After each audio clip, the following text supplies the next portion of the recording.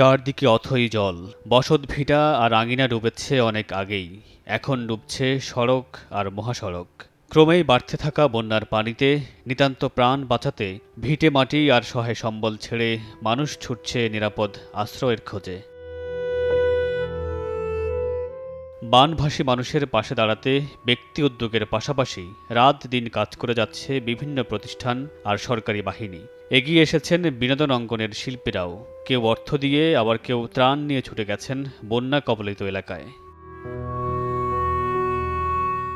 অভিনেত্রী তানহা তাসনিয়া জানান, সামাজিক মাধ্যমে বানভাসী মানুষের করুণ দৃশ্যের ছবি বিষণ্ণ করেছে তাকে। বারবার ভেসে উঠেছে দুর্গত এলাকার অসহায় মানুষের মুখ।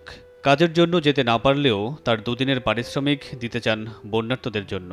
সেই সঙ্গে আহ্বান জানান সবাইকে এগিয়ে আসার। অর্ধেক পাউডারে দ্বিগুণ উজ্জ্বলতা। নতুন রিন অ্যাডভান্সড অর্ধেক পাউডারে দ্বিগুণ উজ্জ্বলতা।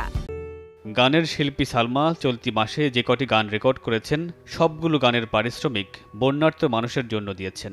নিজের ভেরিফাইড ফেসবুক পেজে দেওয়া এক পোস্টে এই শিল্পী লিখেন, আমার রেকর্ডিং করা গানের পারিশ্রমিক পুরোটাই বন্যার্তদের সাহায্যে দিয়ে দিলাম।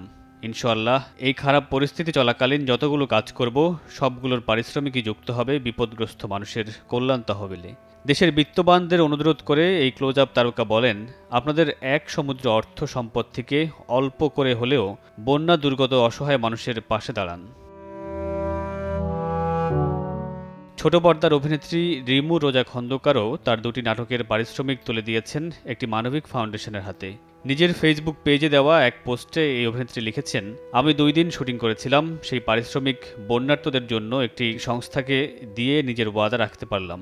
চলতি মাসে আরও 2টি নাটকে কাজ করার কথা আছে, সেই কাজের পারিশ্রমিকও বন্যার্তদের জন্য দিতে চান এই অভিনেত্রী।